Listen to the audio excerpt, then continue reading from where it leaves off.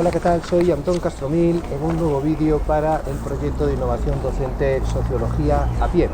Estamos en la vía pública, ya sabéis, esta serie de vídeos va de hablar de cuestiones políticas, de cuestiones sociales en la calle. Me he venido hasta el final del Paseo de la Florida y justo detrás mía está un mural que reproduce un cuadro muy famoso, el 3 de mayo de Madrid de 1814, pintado por Francisco de Goya, que representa una escena muy conflictiva, muy impactante de la guerra de independencia en España, porque lo que vamos a hablar hoy aquí es de la política como consenso o la política como conflicto. Vamos allá. Vamos a establecer una diferencia entre la sociedad como consenso y la sociedad como conflicto, unas pequeñas pinceladas. Por empezar por el principio, por empezar por la sociedad como consenso, podemos hablar en primer lugar del liberalismo. El liberalismo es una doctrina política, una doctrina social muy vigente en nuestros días, que concibe la sociedad como fruto del debate público racional.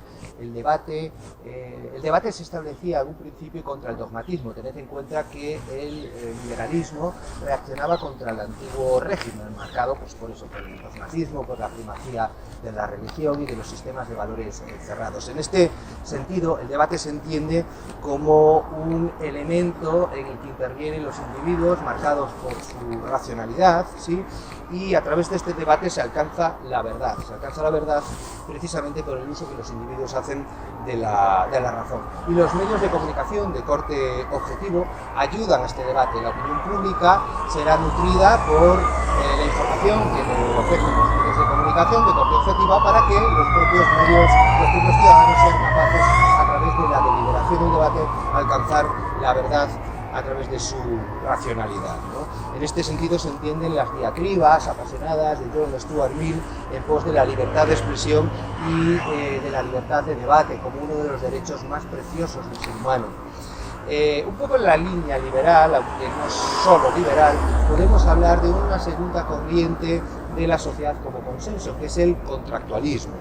La idea de contractualismo es la búsqueda del consenso social como elemento que funde la sociedad. En este sentido, filósofos como John Locke hablan del gobierno civil como un pacto en el cual se rompe el estado de naturaleza, el gobierno civil pone fin al conflicto entre los individuos que había caracterizado el estado de naturaleza.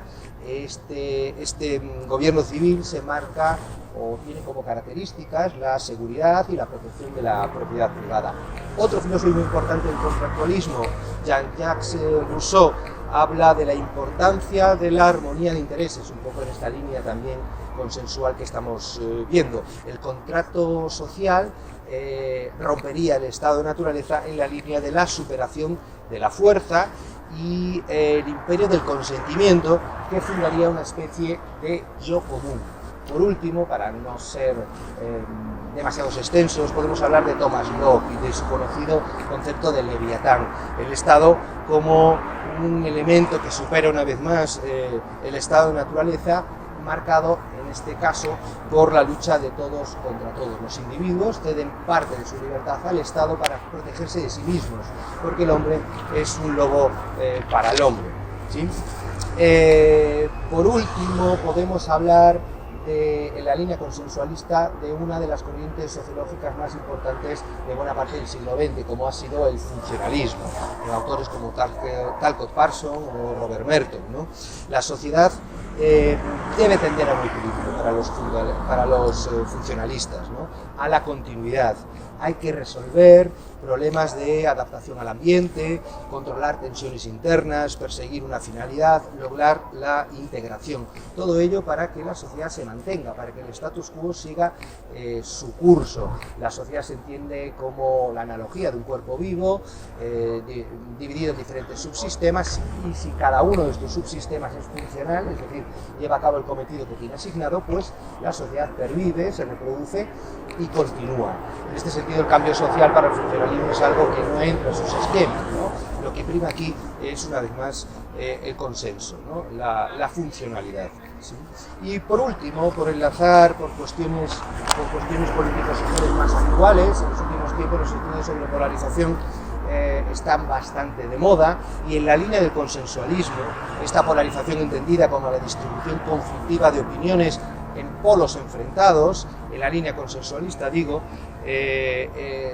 estos autores que analizan la polarización hablan de una cierta pérdida de consenso y de la necesidad de buscar un acuerdo que sobrepase esta polarización para buscar los principios rectores de la sociedad. Volveremos sobre la polarización después de hablar de la sociedad como disenso. Comenzamos a hablar de la sociedad como disenso.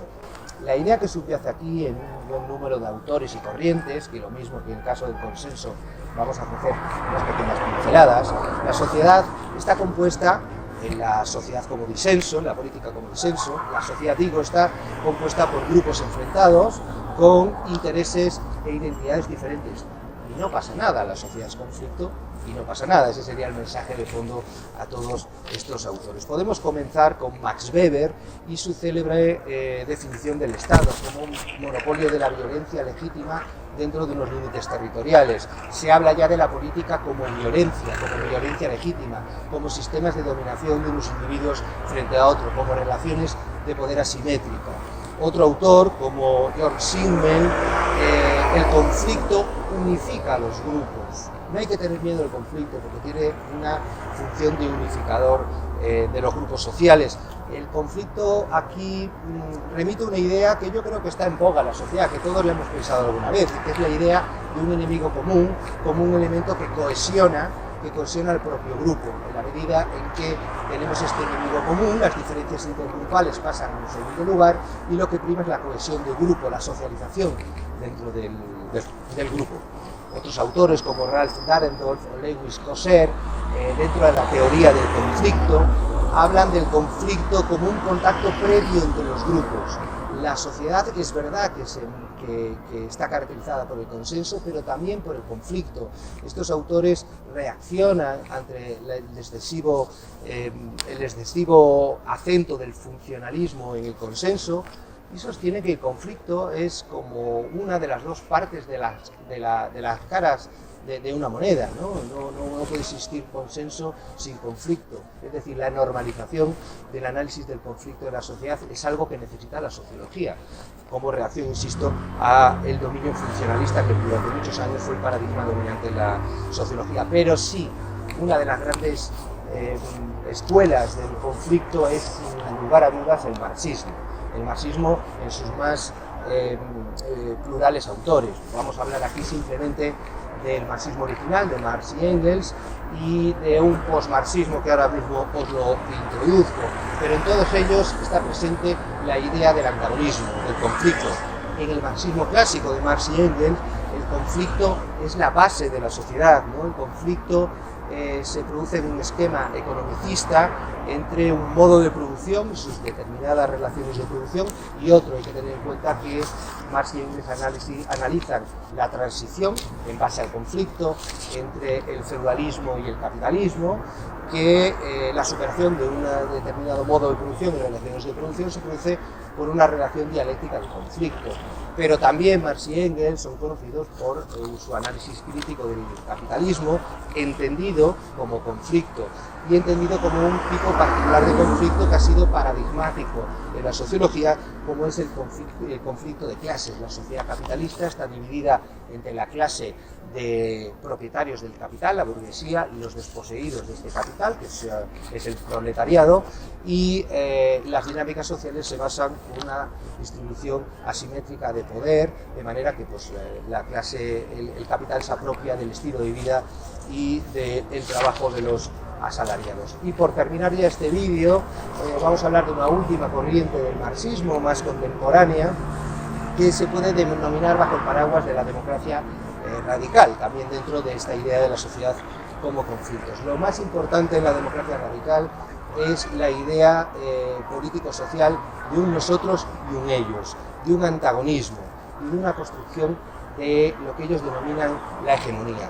La sociedad se caracteriza por el grupo de nosotros, opuesto al grupo de ellos, ¿sí? Y lo que se busca en el nosotros es la articulación de un discurso que integre a sectores sociales muy diversos, es lo que estos autores, Ernesto Laclau y Sertalmuf, denominan demandas, posiciones de sujeto, y se integran, un discurso que integra sectores sociales muy diversos en un discurso unificado que siempre está orientado hacia un discurso antagónico. La vida política son nosotros ellos, con discursos que engloban a muchos sectores sociales orientados hacia un exterior hostil, es decir, es probablemente el radicalismo democrático, la democracia radical es una de las teorías o de los enfoques marxistas que más priman esta idea de conflicto. Y por terminar, rescatando el concepto con el que terminábamos de hablar de la política como consenso, la polarización bajo la óptica del conflicto es la consecuencia natural de la actividad político y social, es algo normal en la sociedad como conflicto. La polarización visibiliza algo consustantivo a la política, que es estas relaciones antagónicas entre unos y otros, estas relaciones entre grupos con identidades e intereses diferentes, entre grupos que disfrutan de una relación de poder asimétrica. Unos grupos tienen más poder y otros grupos tienen otro. Bueno, y aquí en el Paseo de la Florida de Madrid, con el cuadro de Goya de fondo, que podéis ver en el Museo del Prado, me despido ya, no sin antes instaros a que penséis en la sociedad, si os convence más la idea de sociedad como conflicto o la idea de sociedad como consenso. Nada más, muchas gracias.